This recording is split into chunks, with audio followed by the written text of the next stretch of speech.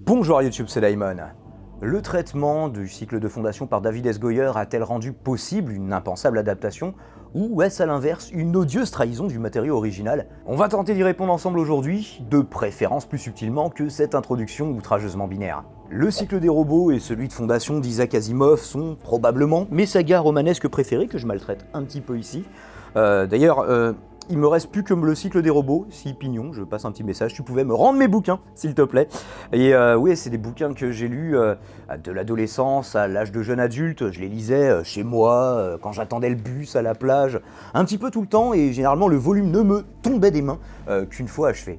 Une adaptation audiovisuelle de fondation, c'est ce que j'ai attendu littéralement la moitié de ma vie, tout en pensant que c'était absolument inadaptable, surtout pas au cinéma où la durée d'un film est clairement pas compatible avec celle ne serait-ce que d'un seul roman. C'est très compliqué généralement et c'est pour ça qu'on est fortement déçu. Par contre, dans le cadre d'une série, je me disais, si on met le budget, si on y met les moyens, pourquoi pas? Du coup, je vous laisse imaginer la hype qu'il y avait en moi quand j'ai appris que Apple Plus allait se charger de l'adaptation, avec justement un budget, pareil qu'on dit budget maintenant, et une production à la hauteur du récit. Néanmoins, je ne pouvais m'empêcher de me demander comment ils allaient gérer le casting d'une épopée galactique qui se déroule quand même sur un millénaire. Plusieurs milliers d'années dans le futur, l'humanité a conquis la galaxie au point d'en oublier sa planète d'origine, et doit sa subsistance à l'approvisionnement par des mondes extérieurs. L'empereur Cléon règne depuis des siècles grâce à une dynastie génétique, toujours 3 clones d'âges différents à la fois. Mais cette hégémonie est remise en question par Hari Seldon, un scientifique qui a imbriqué plusieurs disciplines en un tout capable de prédire le futur d'une civilisation, mais pas celui des individus, qu'il nomme la psychohistoire. Annonçant que si le déclin est inévitable, ses conséquences peuvent être amoindries, Seldon propose un plan capable, selon lui, de réduire l'âge de ténèbres et de chaos succédant à l'Empire. Au lieu de 30 000 ans de régression et de guerres incessantes, il pourrait n'y en avoir qu'un millénaire si l'on mettait en place son projet de fondation, qui sauvegarderait notamment la somme des savoirs accumulés par l'humanité. Alors première remarque évidente à propos de la série, c'est vraiment très beau. Le générique l'est, les décors l'est, les costumes le sont, véritablement. Tout concourt à mettre en scène cet univers qu'on avait vaguement imaginé, parce que Asimov c'est pas non plus le roi des descriptions. Donc ce qui est pas pour me déplaire, hein, moi c'est ce que j'ai pas aimé dans Tolkien, c'est les innombrables et interminables descriptions, alors que c'est très fluide chez Asimov. Par contre pour les décors, comme le disait Durandal, c'est vrai qu'il y a pas mal de plans qui sont assez resserrés, c'est généralement on a un plan d'ensemble qui sent bon numérique. Globalement il y a plus d'effets spéciaux rajoutés en post-production que d'effets pratiques directement au tournage. Ça c'est peut-être un petit peu dommage, et du coup la transition est parfois un peu brutale entre le plan d'ensemble et au niveau caméra, au niveau de l'épaule, directement à vue d'homme dans les rues ou dans les ruelles par exemple de fondation. Encore que sur Terminus il y a quand même pas mal de bâtiments, c'est là où il y a le plus de décors qui ont l'air d'être de vrais décors faits pour l'occasion et pas rajoutés en post-prod. Donc c'est très beau, la BO est cool, hein. De toute façon, le générique, je crois que c'est Bear McCreary qui était déjà dans Battlestar Galactica. Enfin le mec est partout de toute façon comme compositeur, et il habille presque aussi bien au niveau sonore que le taf qui a été fait au niveau visuel sur la série. Parlons de l'acting, il est relativement correct sans être transcendant. Mention spéciale quand même aux 3 Cléons. Il y a Hari Seldon qui est pas mal, il y a les 3 Cléons, et il y a surtout le frère au grand jour qui est interprété par Lee Pace, qui fait juste un taf fantastique sur le coup. Bon, et on arrive direct dans le dur, parce que c'est une critique que j'ai vue assez largement au sujet de cette série. Est-ce que Fondation est une série woke ?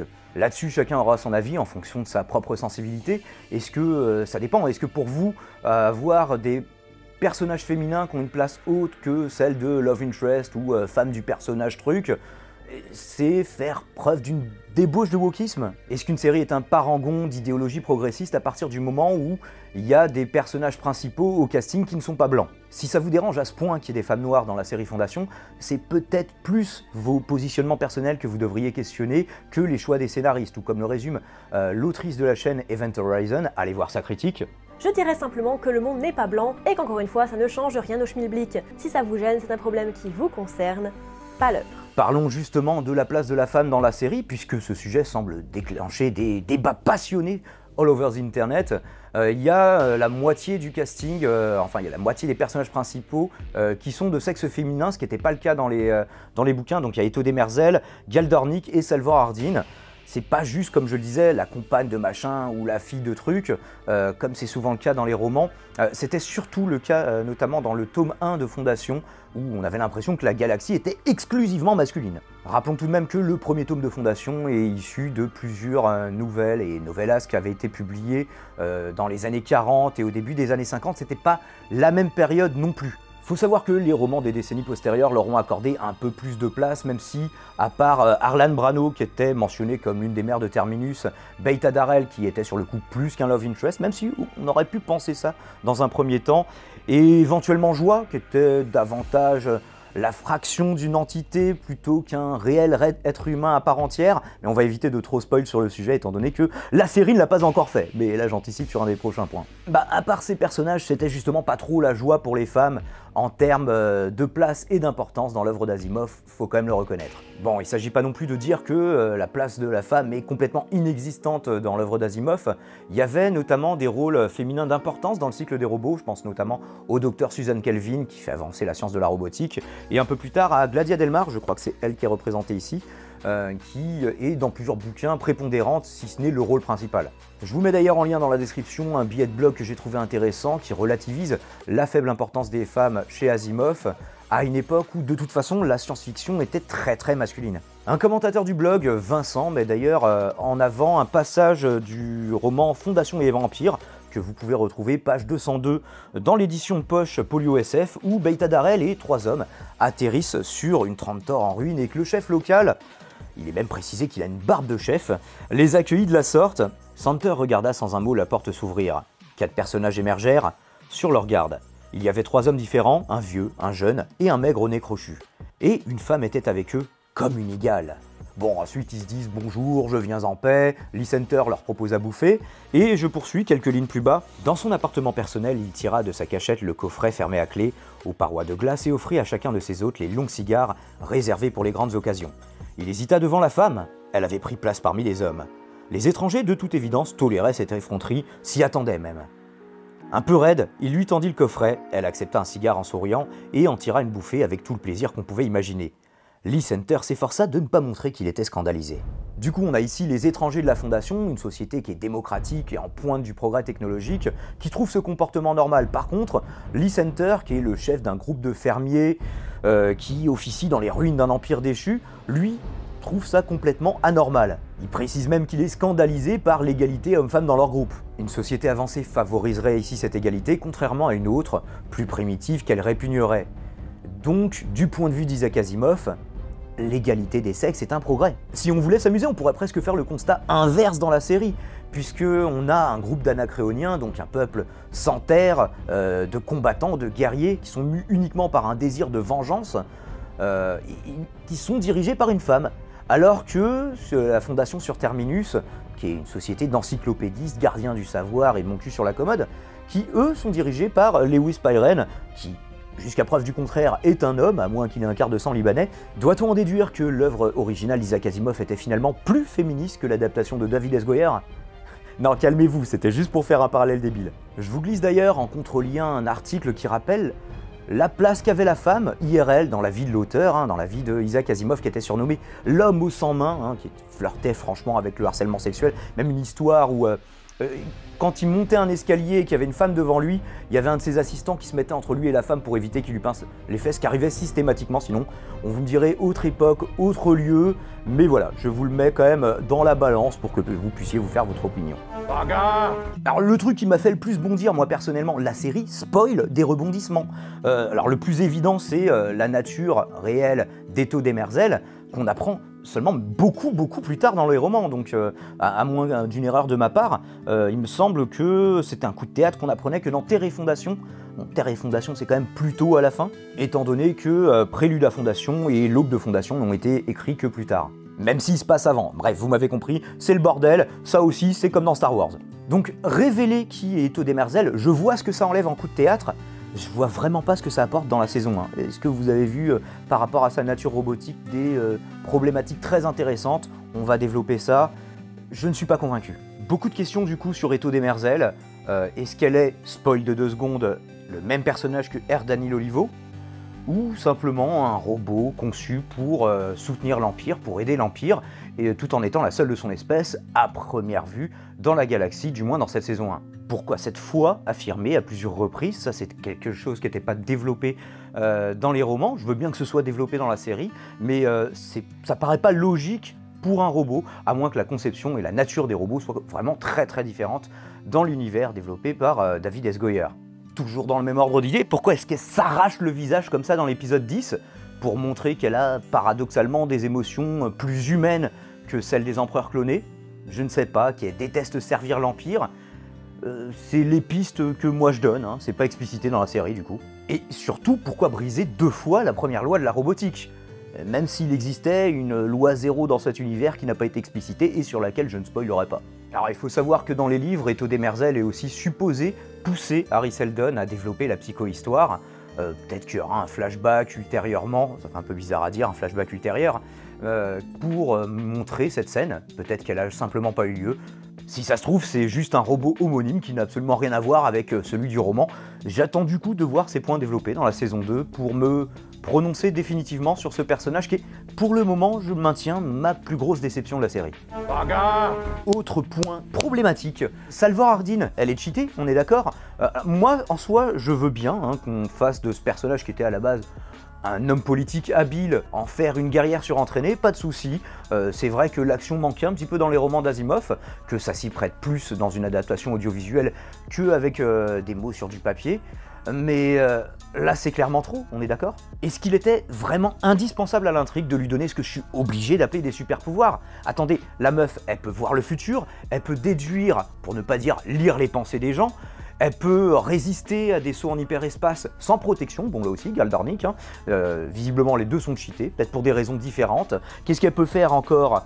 Elle peut résister au champ invalidant sur Terminus, oui c'est même le premier truc qu'on voit, et c'est la seule, tous les autres tombent dans les pommes, mais elle peut avancer, normal. Bref, elle est l'élu avec un ta gueule c'est magique dans à peu près chaque épisode. Et du coup je trouve ça franchement dommage. Alors pour Galdornik ça peut peut-être plus se justifier, d'ailleurs le personnage de Galdornik n'était pas aussi poussé, aussi développé dans les romans, alors que Salvor Hardin était un personnage relativement central dans plusieurs des romans.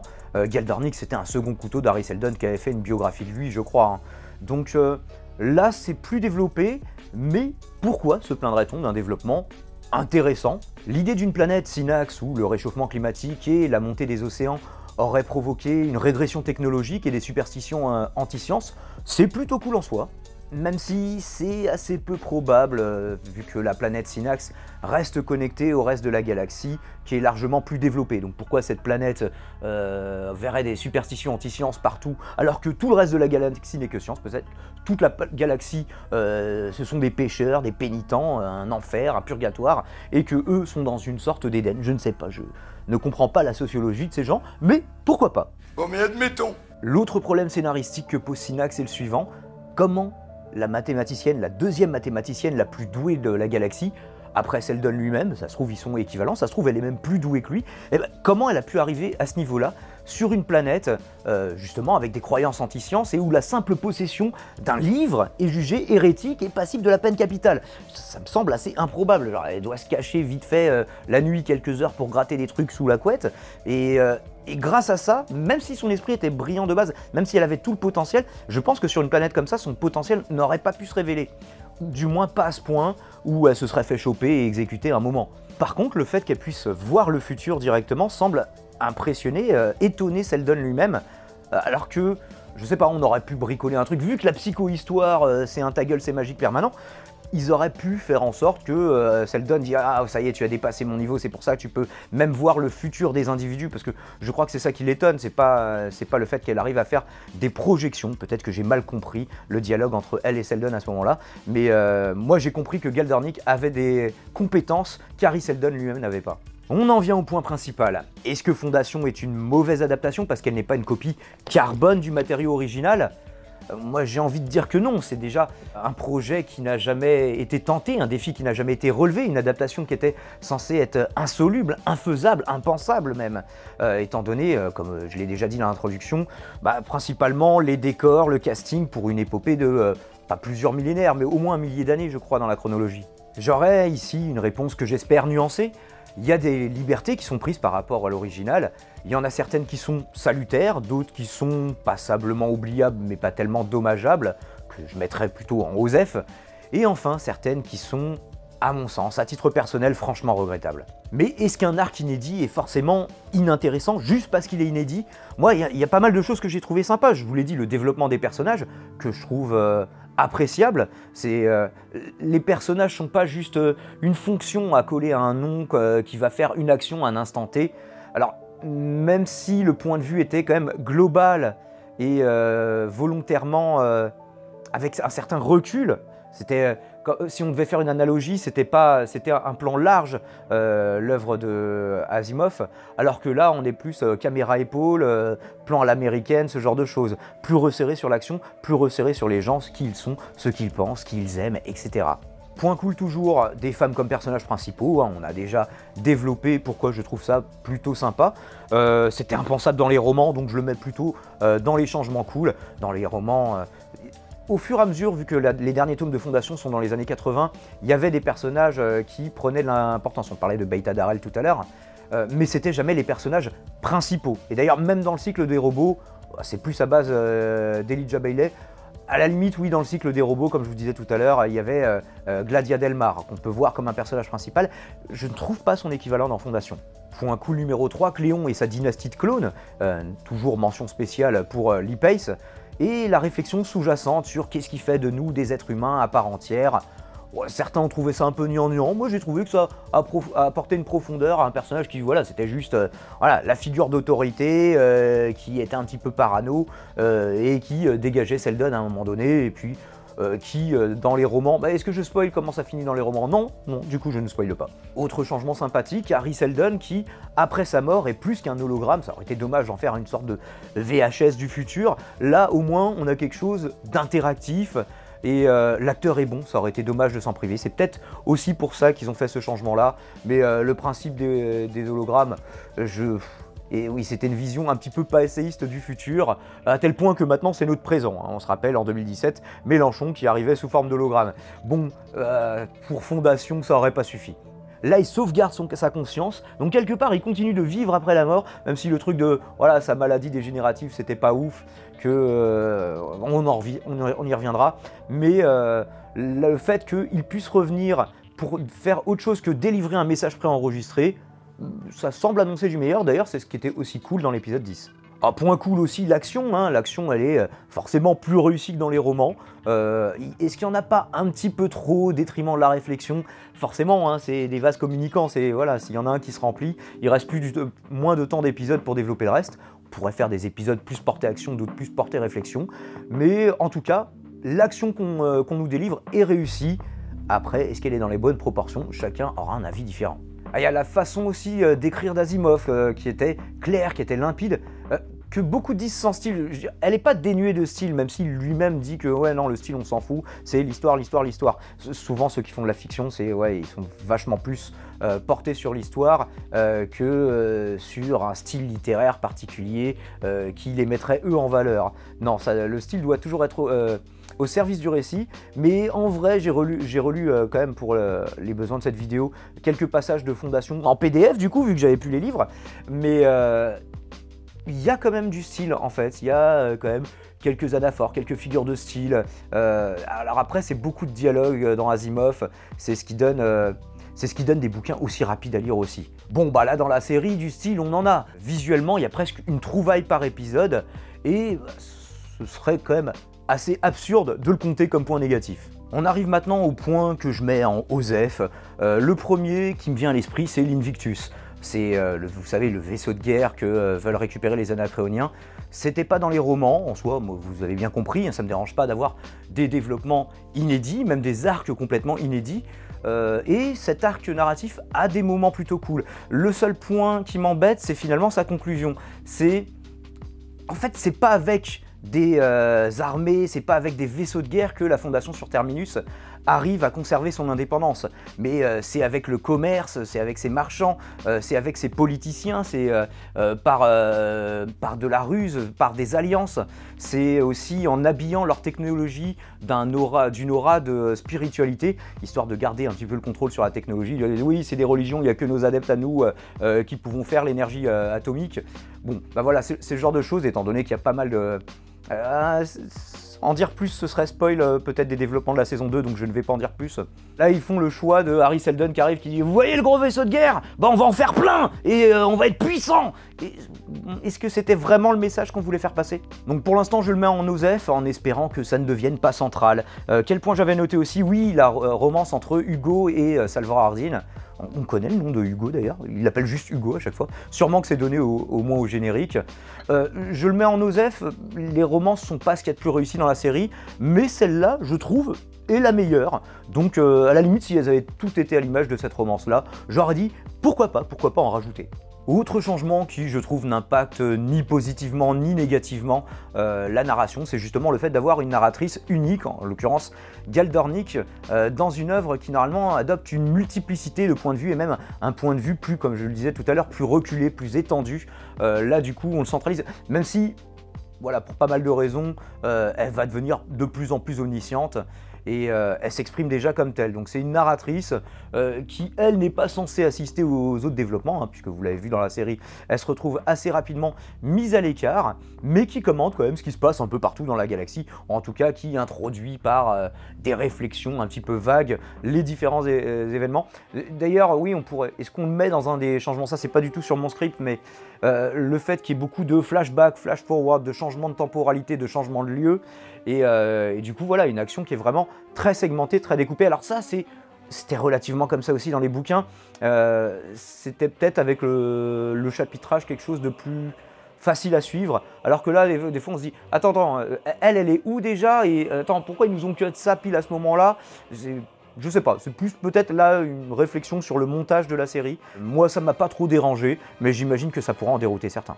Dernier point que je trouve relativement OSEF, c'est le spoil un peu prématuré à mon sens du concept de seconde fondation. Je crois pas que dès le premier roman c'était explicité, ou alors on nous donnait vraiment très peu d'éléments. Ceci dit, là on a très peu d'éléments, mais on sait déjà qu'elle existe. Du coup, est-ce qu'on n'aurait pas dû le garder pour plus tard? Ça, c'est des préférences un petit peu personnelles. Bon alors, qu'est-ce qu'on met dans les trucs nuls? Parce que je vous connais, vous avez aussi cliqué pour certains sur la vidéo pour ça. Dans les points dommageables, je mets, oui, obligatoirement, la romance entre Cléon et Azora, vous savez, la jardinière, je me souviens plus de son nom de famille, qui rappelle un peu les pires moments de celle entre Padmé Amidala et Anakin Skywalker dans Star Wars. On aura trouvé un point commun de plus entre Star Wars et Fondation, pas le meilleur, je le crains. Autre point négatif, encore une romance, mais cette fois celle entre Gal Dornick et Reysh, vous savez, l'assistant de Seldon, qui est moins mièvre, mais je trouve assez dispensable tout de même. Alors, ils s'en servent à un moment, parce que moi, pendant les premiers épisodes, je me demandais, mais où est-ce que vous voulez en venir avec cette relation qu'il n'y avait pas dans les romans? Ben, en soi, pourquoi pas, mais... Donc, ils ont trouvé une utilité, au moins, à leur relation. C'est pas une utilité que je mettrais dans les points positifs, malheureusement. Bon, on a Salvor Hardin qui est complètement trop cheaté, on en a parlé tout à l'heure. Qu'est-ce qu'on a d'autre? Oui, à peu près tout le développement de Demerzel qui est pourtant admirablement interprété par Laura Byrne, que je ne connaissais pas, et qui, oui, nous délivre un jeu assez impersonnel. Alors peut-être que tout son jeu est comme ça, mais en tout cas ça se prête admirablement à un robot humanoïde. Ça, il le fait bien. Par contre, les mots qu'on fait sortir de sa bouche, c'est pas ouf, hein. Et on a donc, oui, l'aboutissement de la romance entre Reysh et Gal Dornick, quand Reysh fait une sorte de Severus Rogue ou une Itachi, pour faire plaisir à Lisandre, de l'excellente chaîne Calivision. Abonnez-vous! Ce qu'il nous fait sur Harry Seldon quand il le bute, ça fait un petit peu de la psychohistoire, hein, Deus Ex Machina, qui doit être très pratique, hein, pour les scénaristes, mais pour une frange de spectateurs dont je fais partie, qui est assez peu satisfaisante, je dois le dire, donc point négatif. Bon, et puis on a d'autres spoils, hein, celui de Terre et Fondation, la mention Exo, hein, qui est faite un petit peu en loose day, mais qui est quand même, oui, en rouge vif, hein, tout de même, au premier plan. Ça fait référence à un des ultimes rebondissements de toute la saga, sans pour l'instant apporter quoi que ce soit, parce qu'on n'en parle pas, hein, donc peut-être c'est histoire de glisser des indices sur ce qu'il va y avoir beaucoup plus tard, histoire de dire on l'avait déjà mis dans la saison 1, je trouve pas ça ultra subtil, donc on aurait pu le garder pour plus tard. Justement, le fait de ne jamais se poser cette question pendant tous les romans, à la fin, pour moi, c'était un rebondissement. Du coup, je parle, voilà, exo, je n'en saurais pas plus. Mais moi, je m'étais dit, effectivement, on ne se pose pas cette question pendant 6 romans, 7 romans, je sais plus. Et en fait, au moment où nous en parle, on fait, oui, évidemment, oui, ils ont raison de se poser cette question.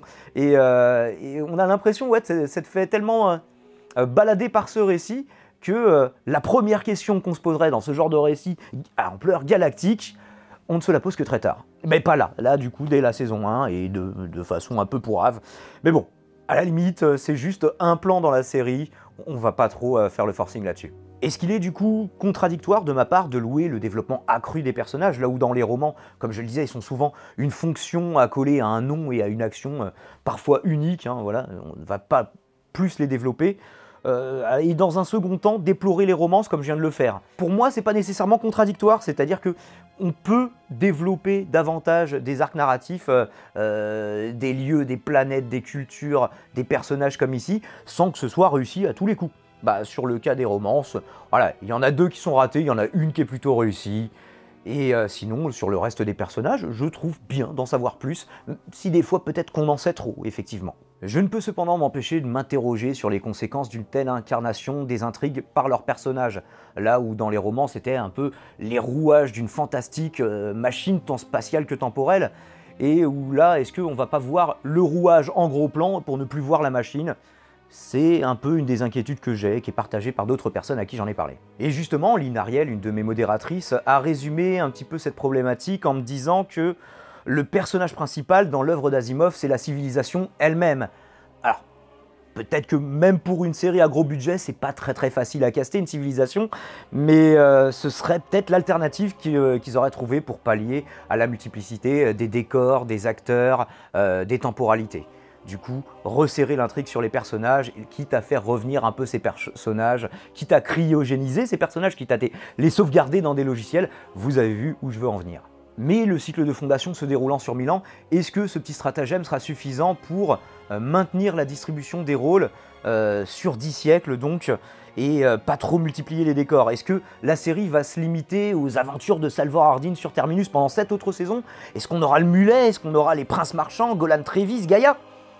Bref, toutes ces questions, là voilà, je nomme des trucs sans les spoils, mais pour les gens qui auront lu les romans, j'imagine que vous partagez aussi ces quelques réflexions avec moi. Je regarderai donc la saison 2 pour répondre à ces questions, et potentiellement les 6 autres saisons, il y en aura 8 en tout. Pour le moment, mon avis est en demi-teinte. Un avis visiblement très rare sur internet, hein, où les gens ont soit complètement adoré, sont ultra fans, soit c'est la pire série de tous les temps qu'ils aient jamais vue de leur vie. Moi, je dois dire que le positif l'emporte globalement pour le moment, hein, c'est pas une liste, il y a peut-être plus de moins dans les points que j'ai listés que de plus ou que d'Osef, mais si on doit pondérer par la valeur des plus et la valeur des moins, je trouve que voilà, l'interprétation des 3 actrices et acteurs que j'ai cités, Laura Byrne, celui qui fait Cléon et celui qui fait Harry Seldon, ça l'emporte peut-être par exemple sur les romances un peu beauf. Bref, vous n'êtes pas forcé d'être d'accord avec moi, j'en discuterai d'ailleurs prochainement avec Tony, des débats de Gérard, on avait dit pas les habituels, qui pour sa part n'a pas franchement apprécié la série, et du coup ce sera intéressant d'en discuter, je vous tiendrai au courant justement quand aura lieu ce live qu'on co-hostera probablement. Bien sûr, il est toujours compliqué de critiquer une adaptation. À mon sens, la question qu'on devrait en premier lieu se poser, c'est est-ce que si je ne connaissais pas le livre d'origine, j'aurais apprécié ce film ou cette série, plutôt que de se demander en priorité, est-ce que c'est bien tout pareil que dans ce bouquin que j'avais adoré il y a des années? Pour des raisons de casting, de durée, de budget, de logistique et parfois, ne vous en déplaise, de volonté, il y aura toujours des différences entre une œuvre originale et son adaptation. Alors les fans crieront toujours à la trahison, et parfois ils auront raison.